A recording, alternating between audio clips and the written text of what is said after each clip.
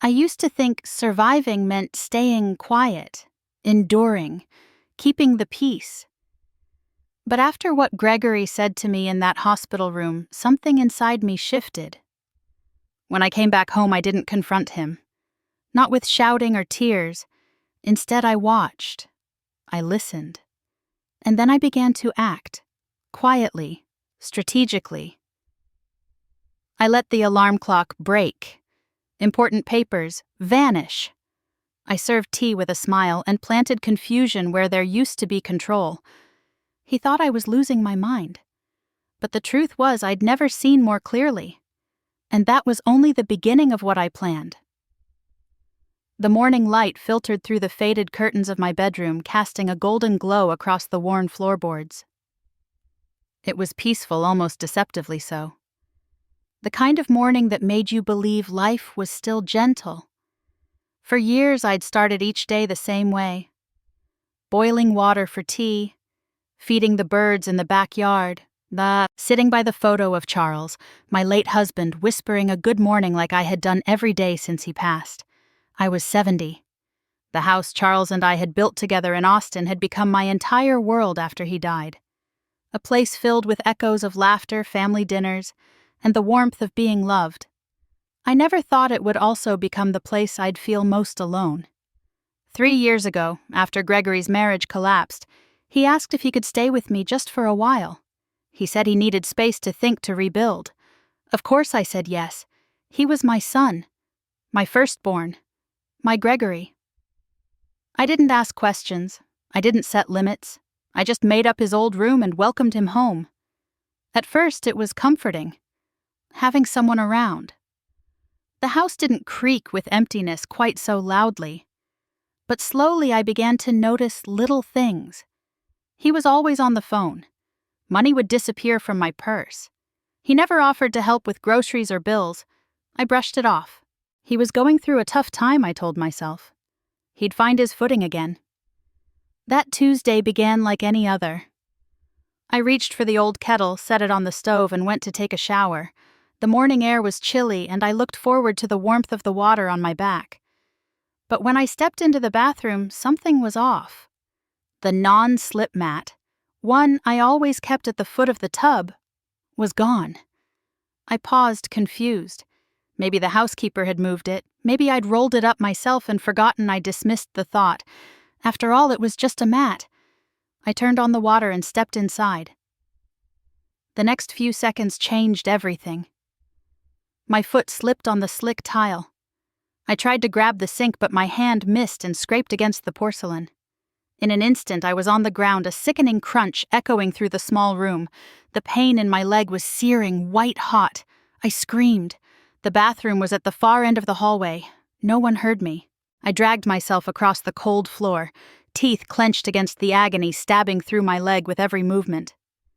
I reached the hallway dresser, pulled myself up just enough to grab my phone.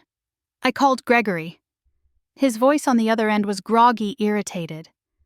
"What is it, Mom? I gasped. "In the bathroom. I think I broke my leg." There was a long pause. Too long. Then a sigh. "I'm coming," he said flatly, and hung up. 15 minutes passed. Each second stretched like an eternity. I had never felt pain like that before. When Gregory finally arrived, he stood in the doorway looking down at me. For a moment, his expression wasn't concern. It was something else. Something I couldn't name at the time. Something distant, calculating. Then, almost like flipping a switch, he rushed forward, crouched beside me, and said, "Don't move. I'll call an ambulance." He didn't touch me. He didn't hold my hand. Just disappeared into the other room to make the call. At the hospital, the doctors confirmed I had an open fracture in my tibia. I was wheeled into surgery as they explained the risks, the recovery, the long road ahead. A nurse named Helen held my hand and asked how I fell. She looked me straight in the eyes, and there was something about her gaze that made me feel seen, really seen. For the first time in a long time, I told her it was a bathroom accident. She nodded, but I saw something flicker in her face. Suspicion, maybe, or worry. I spent the next 2 days in the ICU. Gregory came during visiting hours, brought flowers from the garden, talked to the nurses like a devoted son. Everyone thought he was wonderful, but I saw through it. On the 3rd night he came after visiting hours. He leaned over my bed, his face inches from mine. "You know how much this little accident is costing," he hissed. I stared at him, stunned. "Do you think I have time to babysit a broken old woman? You think my life isn't already hard enough?" "I have insurance," I whispered. "I can hire a caregiver." "You don't need to." "I don't care," he interrupted. "You should have died, Mom. That would have been easier for everyone." Then he shoved my hospital bed hard against the wall. Pain exploded up my side. I bit down on my lip until I tasted blood, refusing to scream. He walked out of the room with a smile on his face, waving politely to the nurses outside. And I lay there broken, not just in body but in spirit. In that moment I realized something. The love I had carried for my son, the kind that forgives, that waits, that believes. They all began to fade. In their place grew something else, something cold, steady, determined. He thought I was weak. He thought I was disposable. But he was wrong. He had no idea what his old mother was capable of. The beeping of machines was constant in the ICU, steady, reassuring almost, but it couldn't drown out the echo of his words. "You should have died, Mom." They played over and over in my head like a broken record, scratching through my thoughts as I stared at the white ceiling above me. I lay there trying not to move, trying not to feel the pain pulsing through my leg or the bruises blooming on my back from where the bed hit the wall. Nurses came and went, checking vitals, adjusting IVs, smiling politely. None of them knew what had happened when the door was closed. Except Helen. She came back later that evening during her rounds. Her voice was soft, her tone calm, as she changed my dressing and fluffed the pillows behind my back. And then, just before she left, she leaned in slightly and whispered, "If you ever feel unsafe, there's a number you can call." She slid a small card under my blanket and gave me the faintest nod. I didn't look at it right away. I waited until I was sure I was alone, until Gregory had left, and the hallway outside was quiet. Then I pulled the card out and read it. It was for the local police department, more specifically a division that dealt with elder abuse. I held the card in my hand for a long time. It wasn't that I didn't believe I was in danger. I knew I was. It wasn't even that I didn't trust the police to help. But something inside me, some stubborn pride maybe, told me I needed to figure this out on my own. I wasn't ready to hand over my story to someone else. Not yet. Instead, I closed my eyes and drifted into memories. Sometimes pain doesn't let you sleep, but it does let you remember. I remembered Gregory as a boy. Bright-eyed, full of questions. He used to follow Charles around with a tiny plastic toolbox, pretending to fix things alongside his dad. He was always the more intense one, the ambitious one, always wanting to be in charge, even at 10 years old. After Charles died, that ambition turned into something else. Gregory was 25 when we lost his father. The accident was sudden, a rainy evening, a curve too sharp, a truck that didn't stop. One moment Charles was waving goodbye from the kitchen window, and the next he was gone. I was shattered. And Gregory, he stepped in almost too quickly. He started managing the bills, taking over the accounts, telling me not to worry. I thought he was trying to help, that he was growing into the man Charles had always hoped he'd become. But then came the questions about the life insurance, about the deeds to the house, about my retirement savings. At first I thought it was just curiosity, maybe him trying to prepare for the future. But looking back now, I realize it was something far more calculated. He wanted control, and I gave it to him. Grief can cloud the sharpest minds, and mine was no exception. I was so lost after losing Charles that I clung to anything that felt like stability. And Gregory offered that in his own way. I didn't see the warning signs. I didn't want to, until now. Lying in that hospital bed, his betrayal fresh and undeniable, I saw everything with painful clarity. The stolen money, the unexplained withdrawals, the objects that had gone missing from my house over the past year. Antiques jewelry, even Charles's old pocket watch. Each one had chipped away at my trust without me even realizing. And the worst part, I had let it happen. I turned my head slightly and looked at the card Helen had given me, now resting on the table beside my water cup. My hand reached for it out of habit, but I didn't pick it up. Not yet. Something inside me had changed that day in the hospital. Not just because of what Gregory had said or what he had done, but because of what I felt in response. A shift. A stillness. Like a door inside me had quietly clicked shut. I wasn't afraid of him anymore.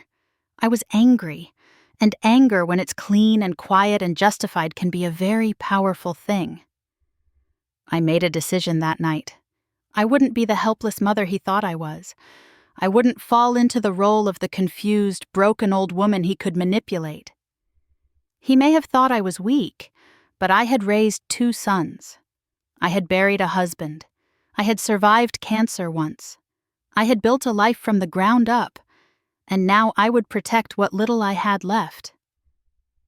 But I'd do it my way. Not by yelling. Not by confronting him head-on where he could twist things, make me look unstable or senile. No. That would be too easy for him to dismiss. I would watch. I would listen. And when the time came, I would be ready. The next morning, when the nurse came in to check my vitals, I asked her about my discharge process. She smiled and said I'd need a few more days of observation, then maybe a transfer to a rehab facility. I nodded politely and didn't say what I was thinking. I needed to go home. Not because it was safe, but because that house held the only evidence I had left. My memories. My instinct. My suspicion. I needed to return to the scene of the crime, so to speak, and I needed to start gathering proof. Quietly, carefully, the way Gregory had gathered control. Only this time it would be different. This time the silence would work in my favor. When Gregory came to visit that afternoon, he brought me grapes in a plastic container and asked about my insurance coverage. I smiled, thanked him, told him I was feeling better, that I'd need his help when I got home. He nodded, satisfied, played the role of the loving son for the nurses watching nearby. But I had already seen behind the curtain. And for the first time in years, I didn't feel powerless. I felt prepared. Coming back home felt different this time. The house was the same. Same creaky floors, same faded photos on the walls, same scent of lavender and wood polish. But I wasn't the same woman who had left in an ambulance days earlier. Something had shifted inside me. My eyes didn't soften when I looked at Gregory anymore. They sharpened. He opened the front door for me, put on his best concerned face, and helped me into the living room. My leg was still in a brace. I moved slowly, but my mind was racing faster than ever. He asked if I needed tea. I declined. I'd already decided I wasn't going to eat or drink anything he offered from now on. That night, after he went to bed, I pulled out one of my old notebooks from the bookshelf in my bedroom. It had once been used for grocery lists and recipes. Now it became something else entirely, my journal of truths. I titled the first page, Things That Don't Add Up. I wrote down everything I could remember, every detail I had ignored or brushed aside over the years. The missing jewelry, the missing money, the mysteriously canceled doctor's appointments, the sudden disappearance of my prescriptions only to reappear days later, tampered with, I now suspected. I recorded the exact words he said at the hospital, the exact time he arrived after I'd called him that morning, the way he looked at me while I was still on the floor broken. I didn't know where all this would lead, but I knew one thing: I had to document everything.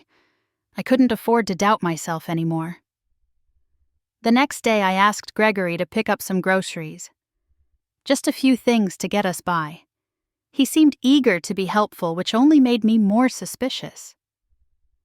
Once he left, I hobbled to the kitchen and opened the cabinet where he kept the tea. I didn't touch anything. I simply looked. Nothing was outwardly wrong, But when you've lived in the same house for decades, you notice the tiniest changes. One of the jars had been shifted. A box of chamomile tea was missing a seal. My stomach turned. I wasn't going to accuse him. I had no proof yet, but I wasn't going to be a passive target either. From that day forward, I stopped taking any food or drink unless I prepared it myself.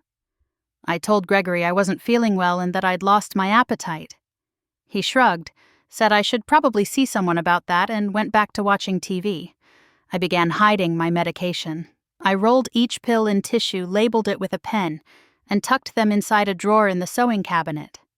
I didn't take them until I was absolutely sure they were safe. The trust I once had, the instinctive maternal trust, was gone. Instead, I began trusting something else: memory, observation, and Charles.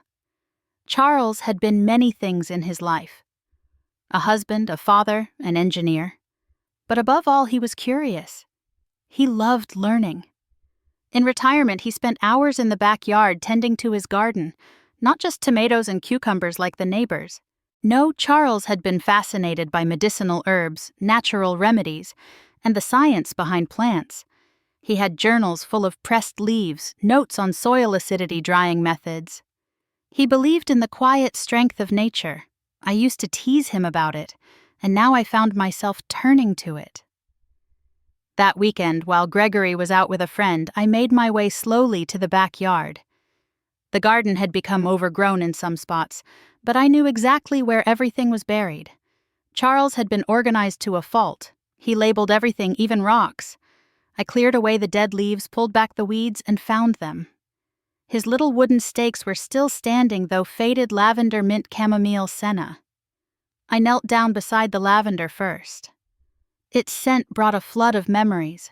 I remembered how Charles would steep it in warm water to help with headaches.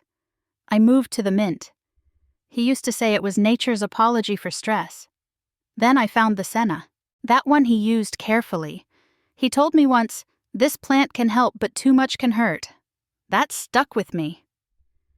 Over the next few days, I started bringing pieces of the garden back to life, watering in the early morning when Gregory was still asleep, taking cuttings, drying them inside the sunroom. I used the time to think, to plan, to remember who I was before fear made me forget. And slowly, I began to feel strong again. Every time Gregory snapped at me or rolled his eyes or asked about money, I didn't react. I just smiled. I noted it in my journal later. Every harmless insult, written down, every lost bill or accidental bump in the hallway, recorded. I even began watching how much water he added to the kettle when he made tea for me, only to dump it down the drain when he wasn't looking. He never noticed, because he never saw me as a threat. That was his first mistake. I wasn't going to hurt him. That wasn't the goal, Len. I wasn't looking for revenge in the dramatic cinematic sense. No, what I wanted was truth, clarity, control. I wanted him to understand that I wasn't the broken old woman he thought he could push around. I wanted to show him, without saying a single word, that I saw through him and that I wasn't afraid. One night, I found a small wooden box in the attic covered in dust. It was Charles's old seed box. Inside were dried samples, each one meticulously labeled with a note about its purpose and strength. I ran my fingers over his handwriting. The ink was faded, but the meaning was clear. He had left me a blueprint, not just for healing, but for resistance. And so I began to prepare. Not for war, but for awareness. For awakening. Gregory thought he was the only one playing a game. He thought I didn't know the rules. But I did. I just hadn't decided to play. Until now. It started with tea. Nothing dramatic, nothing dangerous. Just a simple blend. Mint, to soothe the nerves, a hint of dried senna leaves to nudge the stomach. Charles had once told me that a teaspoon too much could turn a restful evening into a restless night. I remembered his warning well. But I wasn't trying to hurt Gregory. I just wanted to disrupt the routine he so confidently controlled. a small imbalance, a gentle reminder that not everything was as steady as he thought. I brewed it during the mornings, placing the steaming mug on the counter as he scrolled through job listings or paced around the kitchen muttering complaints. Still no callbacks, he'd grumble. They're all idiots. I'd nod sympathetically and suggest in my softest voice, maybe you should try a different resume format. He'd roll his eyes. The changes were subtle at first. He started waking up late, complained about stomach cramps, missed a virtual interview because he was running back and forth to the bathroom all morning. I acted concerned. I even offered to make him chicken soup, which he declined with a wave of the hand. Probably something I ate yesterday, he said, clutching his side. Maybe I answered, folding the dish towel carefully. As the days passed, his patience began to fray. He yelled at the Wi-Fi router when the signal dropped, slammed cabinet doors when we ran out of coffee. One afternoon he stormed out of the house because a recruiter had ghosted him, only to return hours later looking pale and exhausted. Meanwhile, I moved silently through the house like a breeze. Slow, harmless, invisible. I let him believe I was forgetful. I asked him twice in one day what the date was. I misplaced the TV remote and pretended I thought it was in the freezer. I put laundry detergent in the refrigerator and shrugged when he found it. He shook his head and muttered, "You're getting worse." But I was getting sharper. One morning, I unscrewed the back of his alarm clock just enough that it wouldn't go off. He had a phone, of course, but he used the old clock as a backup. That day, he missed another interview, this one in person. He blamed me, screamed that I should have woken him. I didn't hear anything I said, blinking at him with the soft confusion of a woman in her 70s. Was it important? He punched the wall, left a dent. That evening, I heard him on the phone with someone, maybe a friend or an old coworker. His voice was loud, frantic, tinged with desperation. "I don't know what's wrong with me," he said. "I can't focus. I feel like everything's slipping through my fingers." I stood quietly in the hallway, just out of view, heart steady. Everything was going according to plan. The next week, I accidentally moved a stack of his resumes from the dining table to the recycling bin. I didn't shred them. I simply covered them with yesterday's newspaper and slid the whole pile to the bottom. When he couldn't find them, he turned the house upside down. "Did you touch my papers?" he shouted. "Papers," I repeated, blinking. He waved his arms like a madman. "The resumes I printed last night." "Oh, were those important?" I said, adjusting my glasses. I thought they were old drafts. He stared at me, chest rising and falling, jaw clenched. Then he stormed into the garage. Later that night, our neighbor Edith came by. She was a widow like me in her late 70s with sharp eyes and a kind heart. She stood on my front porch holding a small tin of lemon cookies. "I heard some yelling again," she said softly, glancing past me into the house. "Is everything okay?" I smiled, taking the tin from her.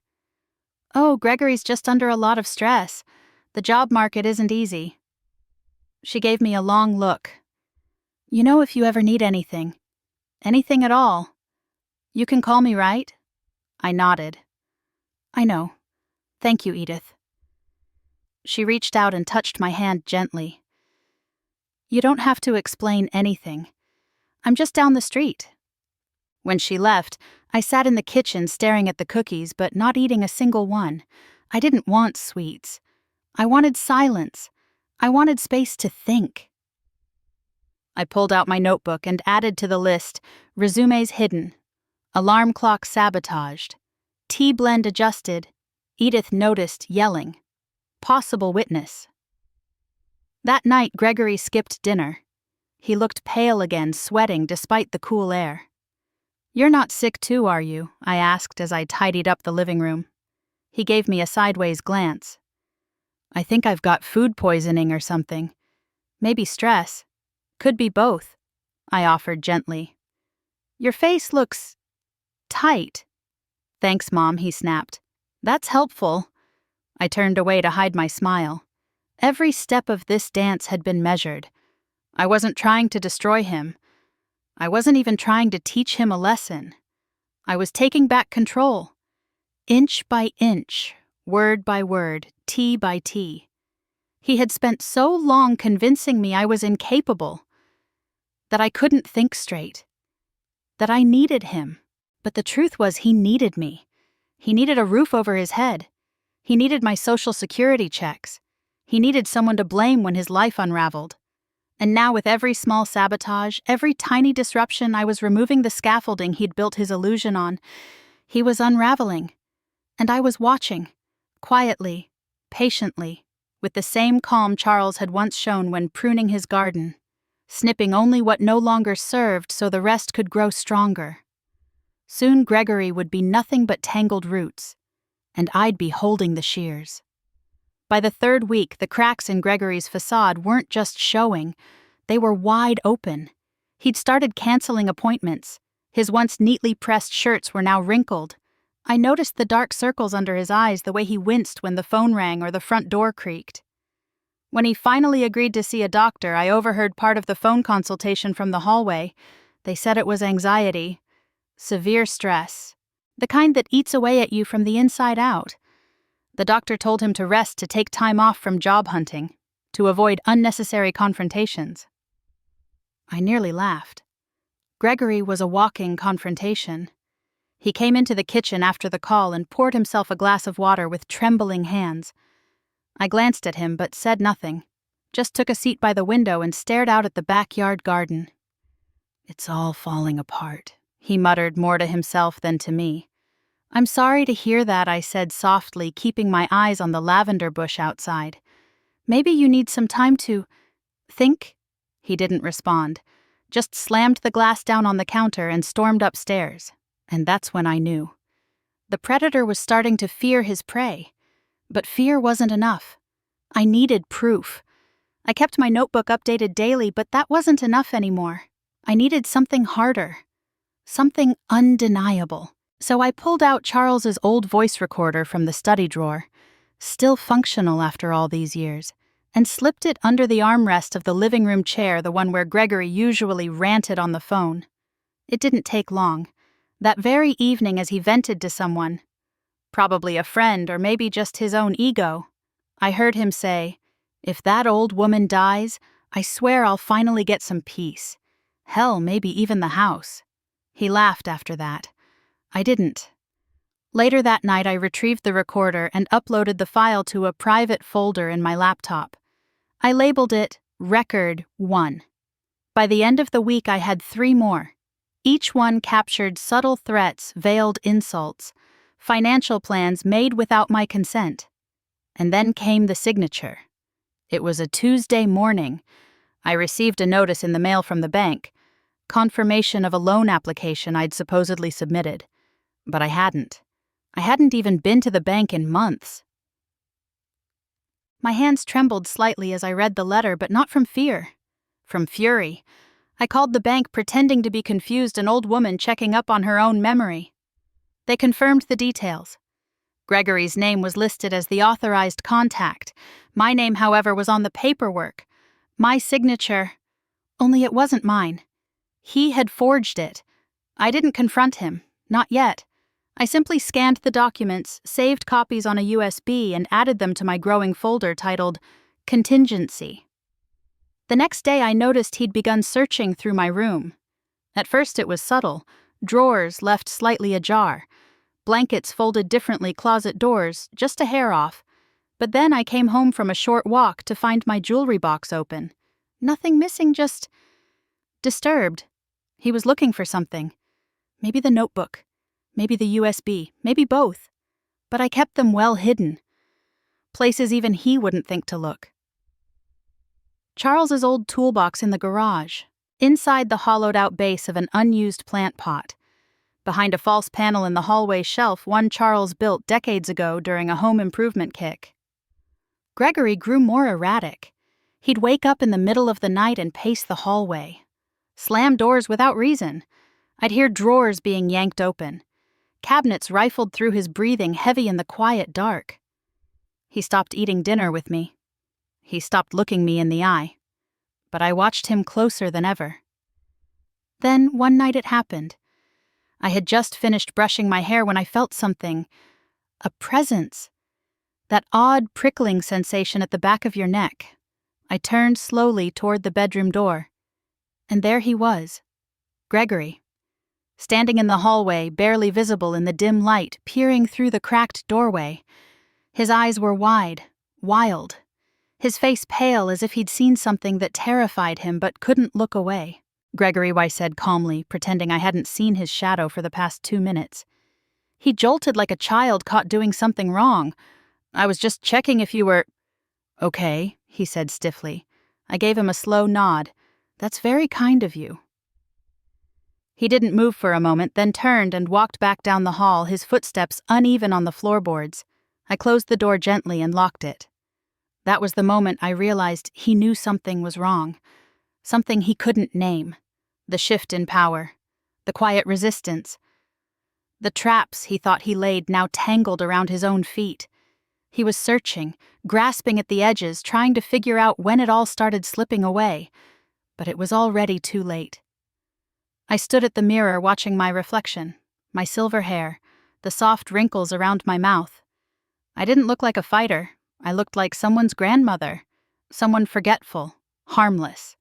That was my greatest weapon. Because he still couldn't see it. Couldn't see that I was no longer scared. I was documenting. I was protecting. And soon I would act.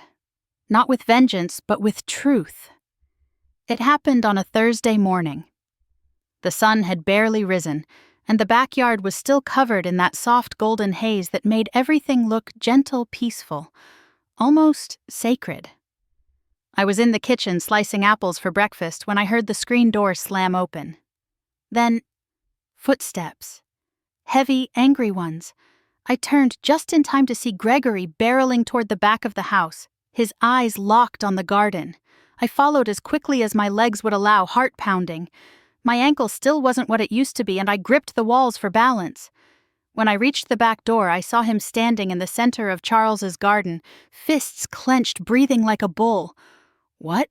What is this?" he barked, kicking over a wooden crate filled with dried herbs I had gathered that morning.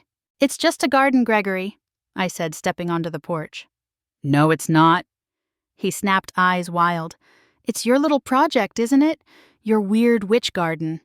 You think I don't know? You've been messing with me, poisoning me, sabotaging everything. I didn't say a word. I didn't have to. You've been trying to ruin me," he screamed. "And for what? Because I asked about the house. Because I tried to help." He took a step forward and kicked over the lavender pot. The dried stems scattered across the grass like brittle bones. "You're destroying my life, Mom," he yelled, eyes blazing. "So I'm gonna destroy this." He lunged toward another plant. One Charles had cared for more than most. I moved without thinking, trying to place myself between him and the rest of the garden. But my leg didn't cooperate. The brace twisted and I lost my footing. I fell hard, the breath knocked from my chest. "Stay down," he growled, towering over me. "You're done controlling me." And then, sirens. I hadn't even heard them pull up. 2 cars screeched to a stop out front. The sound of hurried footsteps followed, then a voice that rang out clear, sharp, authoritative. "Gregory Allen." A woman called. Gregory froze. From the side of the house came 2 figures. One of them I recognized instantly. Nurse Helen in plain clothes, but with the same steady calm she always carried. Beside her was a woman in a navy blue blazer with a badge on her belt. Detective Nora Bennett.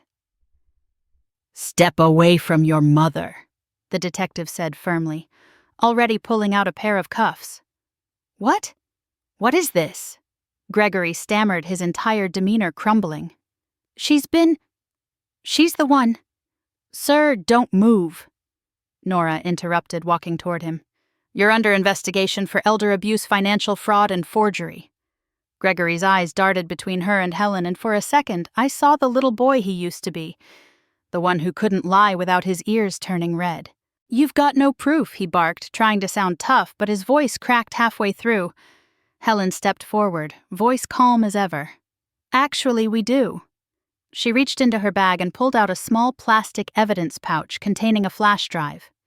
"We have audio recordings, copies of forged documents, and a detailed journal kept over several months. Everything we need. Gregory looked at me, his mouth open but no words came out. I didn't want this, I said quietly, still on the ground but no longer afraid. I just wanted to be safe. He took one last step forward, and in a swift motion Nora grabbed his wrist and locked the cuffs around his wrists. He didn't resist. Not really. It was like something inside him had given out. As she led him down the garden path past the broken pots and crushed herbs, Gregory looked back once. Not in rage, not in hate, but in disbelief. Like he still couldn't believe the woman he called weak. The woman he once stepped over on a cold bathroom floor had been the one to stop him. Helen helped me to my feet. She steadied me gently like she always did, then guided me toward a chair under the patio awning. I sat, exhaling slowly, watching the garden sway in the morning breeze. "Thank you," I said. She nodded. "You did all the work, Martha." We just waited for the moment. I looked out at what remained of Charles's garden. Some of it was trampled pots, broken soil scattered, but most of it had survived. Resilient. Like me. Detective Bennett came back a few minutes later. "We'll take it from here," she said. "You're safe now." But I already knew that. I had made myself safe. Not with force, not with violence, but with patience, preparation, and a quiet kind of courage that only grows with age. Gregory in the back of the cruiser looked small, lost, maybe even sorry. But it was too late for that. He had tried to control everything. And in the end, he lost the one thing he never expected to lose: me. The house felt heavier after Gregory was taken away. Not because he was gone, but because the silence that remained was full of questions. Questions I had pushed aside for years, questions I thought had died with Charles. But truth has a way of rising. A few weeks after Gregory's arrest, I received a visit from Detective Nora Bennett. She sat with me in the living room, a manila folder on her lap, her expression solemn. "We've been reviewing some of the materials you provided," she began. "Your journal, the recordings, the documents." I nodded, my fingers wrapped around a warm cup of tea. "In cross-referencing the forged financial documents Gregory created," she continued, "we found something that led us to reopen your husband's case file." I blinked. My chest tightened. "Charles?" I asked softly. She gave a small nod. "There was a record years ago of a financial dispute. A bank reported a flagged transaction under your husband's name that he apparently didn't authorize. Back then it was dismissed as a clerical error." I remembered. Charles had mentioned something about missing funds. But I'd brushed it off. We were busy preparing for our anniversary. He didn't want to worry me. "There's more," she said. "A witness, one of the former tellers at the bank, recalled a heated visit between Charles and your son. She said Charles was visibly shaken. That was just days before his collapse." My breath caught in my throat. "I thought it was stress," I whispered. "He said he wasn't feeling well. He blamed it on work. And Gregory said they just argued about college loans." Nora looked at me gently. "Sometimes people try to protect their loved ones, even when they shouldn't." I didn't speak. I just nodded slowly. That night I couldn't sleep. I sat in Charles's old armchair in the den, surrounded by the books he loved, the gardening tools he never threw away. And I remembered the quiet moments after dinner when Charles would sit with his notebook, jotting down budget numbers, receipts, account changes. He always did the math twice. He never liked surprises. And then I remembered that last week, how distracted he seemed, the way his hands trembled just a little. I asked him if he was okay. He said yes. He always said yes, until his heart said no. Days later, I agreed to visit Gregory in the county detention center, not because I missed him, not because I needed closure, but because I needed to hear the truth. From his mouth. The room was cold, lined with faded blue walls. Gregory sat behind the glass thinner now, more tired. His eyes looked up as I entered, uncertain. "Mom," he said, I didn't answer right away. I just sat down the phone cold in my hand. There was a long silence before he finally spoke. "I know why you're here," he muttered. "You want to hear me say it. Say what I asked evenly." He swallowed hard. "That I forged Dad's signature. That I took out the money. That I—" He paused. "That I was the reason he got sick." My throat tightened, but I didn't flinch. "He found out, didn't he?" I asked. Gregory nodded. "He cornered me. Said if I didn't return it, he'd tell you. I told him I needed the money. That I'd pay it back. But he wouldn't listen. So I yelled. I said things I shouldn't have said. That he was a control freak. That maybe he deserved to lose everything." His voice cracked. And then he collapsed 2 days later. In the garage. Alone. My hand trembled slightly as I held the phone to my ear. "I thought you knew," he said. "I thought you blamed me." I leaned forward, voice low. "I didn't know," I said. "But I do now."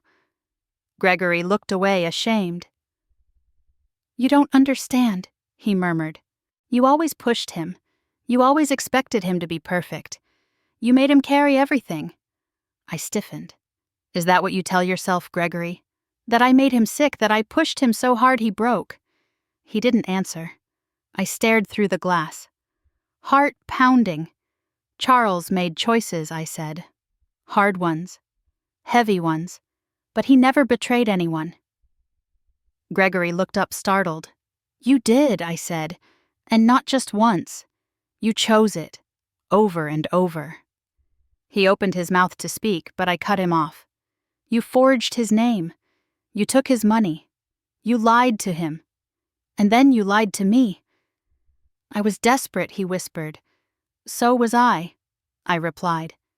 "When I was lying on that bathroom floor, when I heard you say I should have died, when I realized the boy I raised had become a man I couldn't trust." The silence between us grew sharp. "I didn't come here to forgive you," I said finally. "Not today, maybe not ever." His eyes filled with tears, but I didn't let myself feel pity. "Not this time. I came here to forgive myself." I continued. "For ignoring the signs, for covering up your mistakes, for thinking love meant silence." He looked down, shoulders slumped. I stood to leave. "I loved your father," I said softly. "And I love the memory of who you used to be. But I don't owe you the woman I used to be." I walked away, each step steady.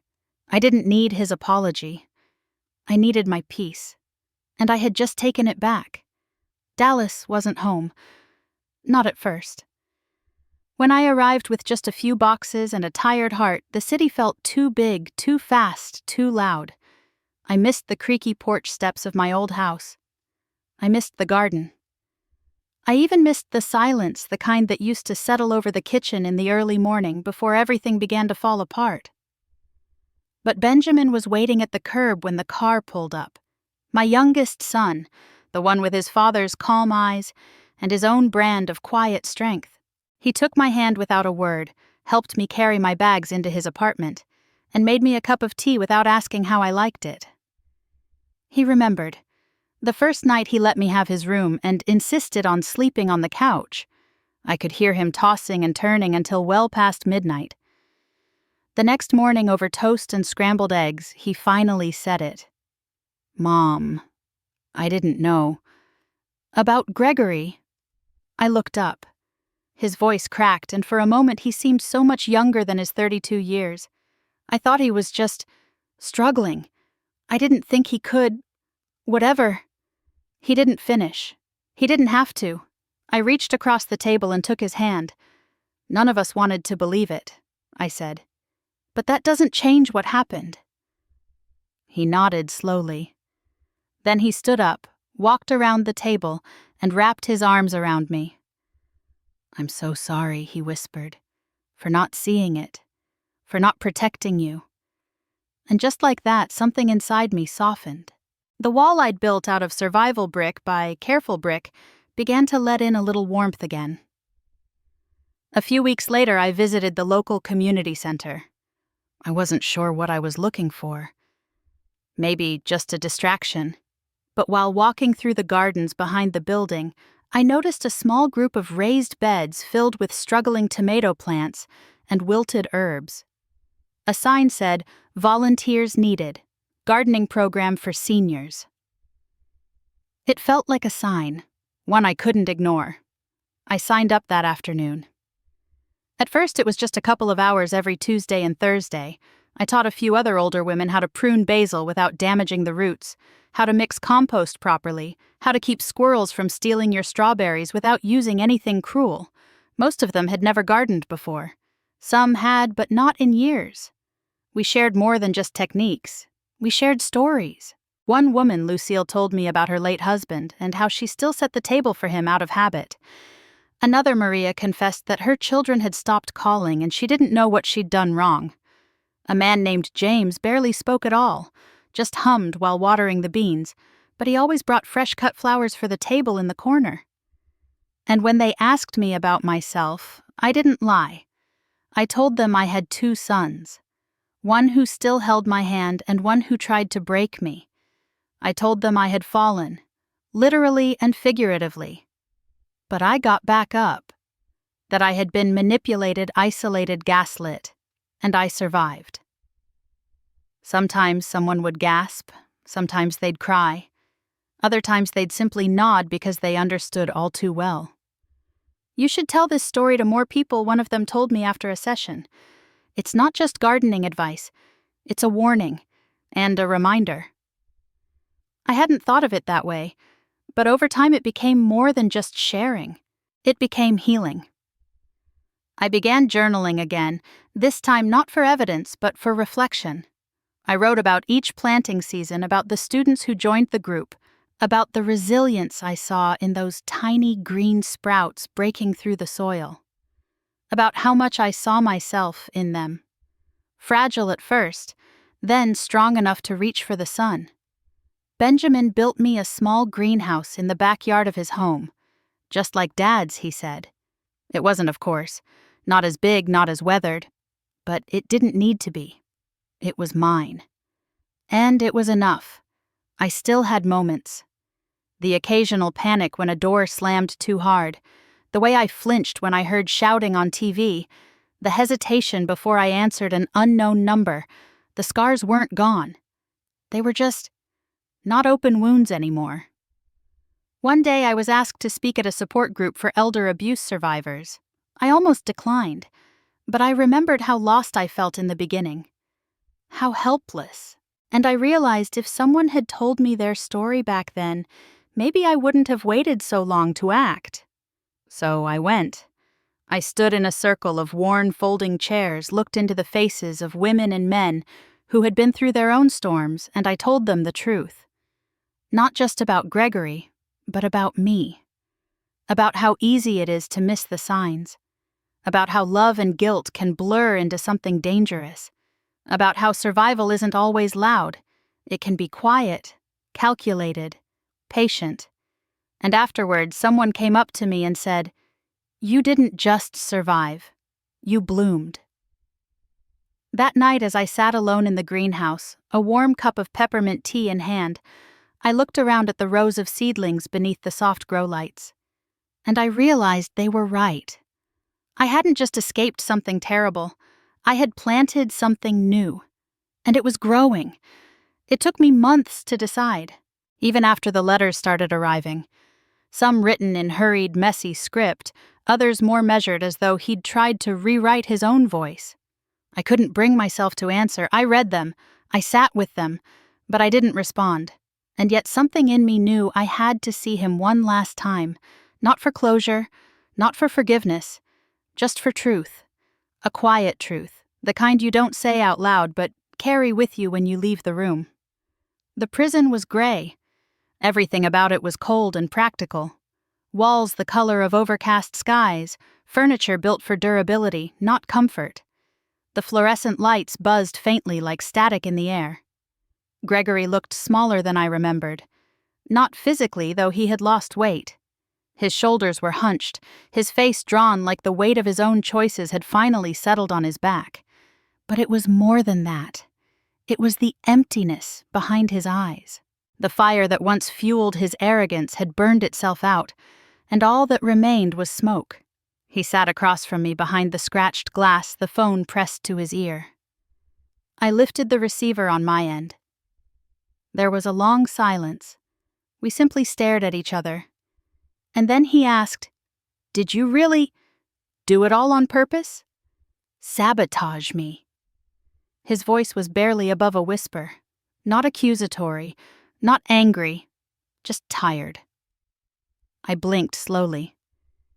"Is that what you think happened?" I asked. "I don't know," he replied. "Sometimes I think you did. That you wanted to get back at me, that you planned it all. The plants, the recordings, the timing." I didn't respond. But other times... He paused, his voice breaking. I wonder if maybe I was already falling apart, long before any of that. My fingers curled gently around the phone cord. I leaned forward just slightly. "Which answer," I asked quietly, "do you think will help you sleep better at night?" He stared at me, stunned for a moment. Then he looked down, lips parting, like he might say something more. But he didn't. He closed his eyes for a moment, and when he opened them again, there was a flicker of something I couldn't quite name. Regret. Exhaustion. Surrender. I didn't try to figure it out. That wasn't mine to carry anymore. I didn't come to relive the past, I said gently. I came because I needed to see you for who you really are now. Gregory looked back up, meeting my eyes. He said nothing. I needed to confirm that I made the right decision. I continued, that walking away wasn't abandonment, it was protection. He swallowed hard. For both of us. He pressed his hand against the glass. I didn't lift mine to match it. Instead, I looked at him. Truly looked at him. For the last time. The man who was once my baby boy. The man who had betrayed me. The man who now sat hollowed out by the consequences of what he had done. I stood. Gregory's eyes widened slightly, panic flickering across his face. "That's it?" he asked. I nodded. "That's it." As I placed the phone back in its cradle, he leaned forward, speaking rapidly, now desperate. Wait, just tell me. One last thing." I paused but didn't sit again. "Do you hate me?" His words hung in the air like smoke from a candle just blown out. I considered them, not because I needed to, but because I wanted him to see the difference between pain and poison. "No," I said softly. "Hate takes too much energy." I turned and walked toward the door, my footsteps slow but sure. I didn't look back. I didn't need to. I'd given him what he wanted. One last meeting, and I'd given myself what I needed. Permission to walk away without guilt. That was the last time I saw Gregory. There would be no more letters, no more visits, no more questions. Only the quiet knowledge that I had survived not just him, but the version of myself that once believed I had to keep loving someone no matter how much it hurt. And that truth, that was enough. Sometimes when I'm sitting on the porch of Benjamin's house with a cup of chamomile tea in hand, I think about the woman I used to be. The one who flinched when her name was called too loudly. The one who stayed quiet to keep the peace. The one who believed being a good mother meant sacrificing every piece of herself, even when it hurt, especially when it hurt. But I'm not her anymore. I've come to understand something important. That survival isn't just about living through something. It's about what you do after. It's about reclaiming your space, your dignity, your voice. After everything that happened, I started sharing my story. Not out of revenge, but out of hope. I wrote it down first in small pieces, not sure anyone would care to read it. But I posted it anyway on a website for caregivers and senior advocates. Then a blog picked it up. Then another. And before I knew it, my inbox was full of messages from people, women and men alike, who had gone through similar pain. Some had stories eerily like mine. Others had been afraid to speak for years, worried no one would believe them. Many were still living with their abusers, too ashamed to ask for help. But one by one they reached out. And with every message, every whispered thank you, I realized that my pain hadn't been pointless. It had become purpose. People began inviting me to speak on community panels, senior advocacy forums, even local radio programs. They didn't want me to talk about the scandal. They wanted me to talk about the strength. So I did. I told them how easy it is to ignore red flags when they come from someone you raised, someone you love. I told them how gaslighting doesn't always come with bruises. Sometimes it comes with silence, with guilt, with subtle manipulations that leave you questioning your own memory. And I told them something else, something I believed with every part of my being. We don't need to be victims to earn sympathy. We need to stand up so we can earn respect. There was power in saying those words out loud. Not bitterness, not vengeance, just clarity. Just truth. Age has taken some things from me. My balance isn't what it used to be. I tire more easily. My hands don't move as quickly in the soil as they once did, but my voice, my conviction, they've only grown stronger. I may have gray hair and a slower gait, but no one gets to take away my dignity again. I still walk past a mirror some mornings and catch a glimpse of someone I almost lost, the woman Gregory tried to bury under doubt, fear, and dependency. But she didn't disappear. She endured. And when the time was right, she rose. She became me. Gregory's words still echo, sometimes uninvited. You should have died that day. He meant them as a final blow, a way to crush what was left of me. But those words became something else entirely. A reminder that I didn't die. I lived. And I didn't just live. I claimed every breath since then as my own. I made each moment count. I learned how to fight without shouting, to reclaim without revenge, to walk away without looking back. And in doing so, I found something far more powerful than survival.